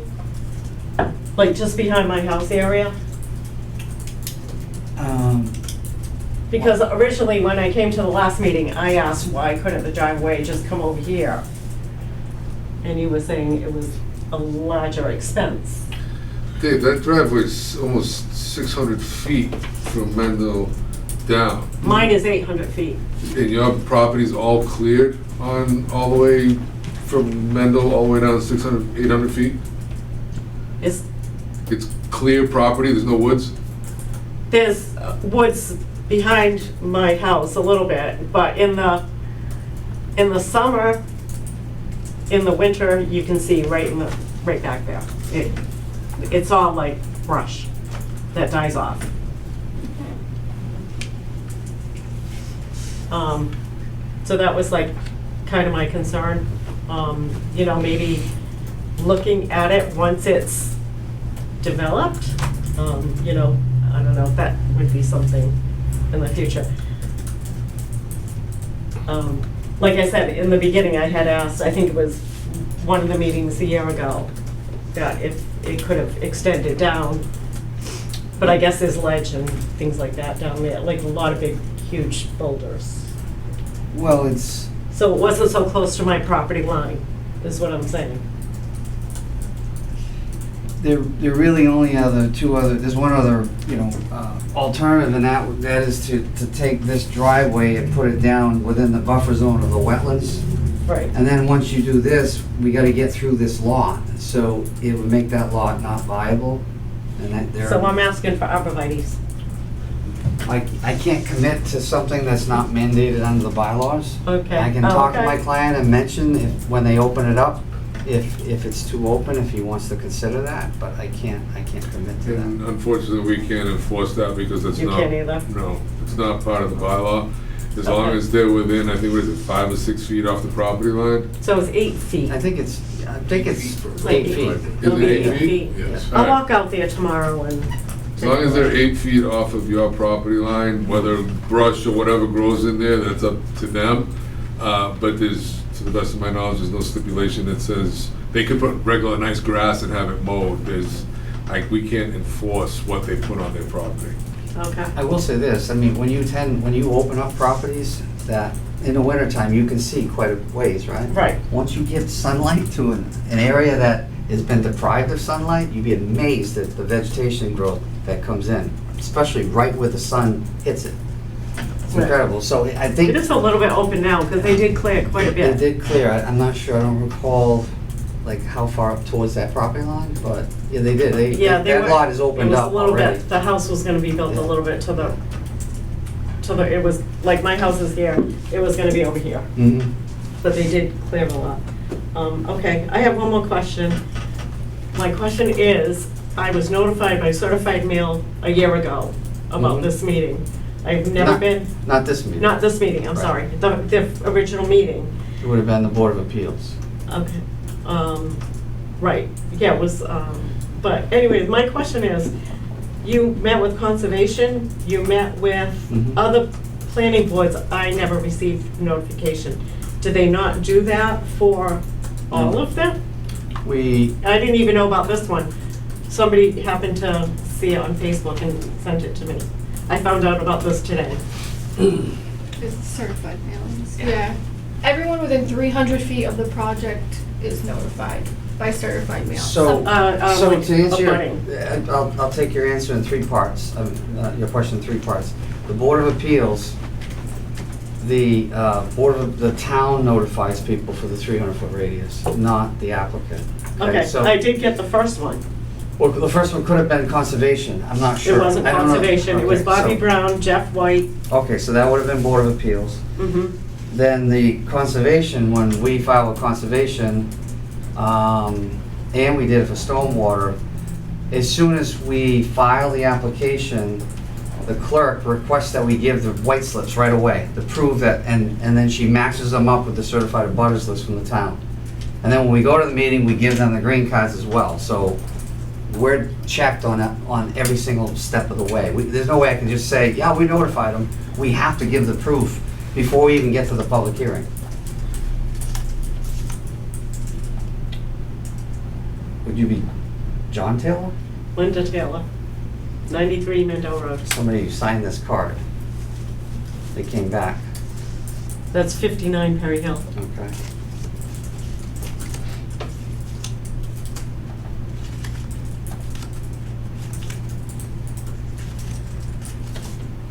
Linda Taylor up there. Somebody signed that. Who is this? I live alone. Maria Correa signed this? Can I take a picture of this? Because I'm Sure. gonna go to the, like, seriously, look at, that's not me, that's Monica Maria. Well. Right, well, that makes sense.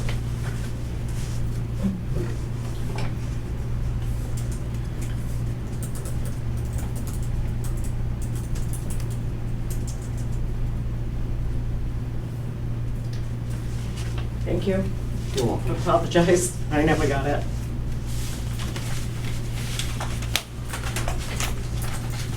Thank you for your time. Thank you. Anybody else? Any questions, comments? No? So now we have to make a motion to include the variance or moving of the, Yep, so I put the language. just put the language on this. Somebody make a motion? Yeah.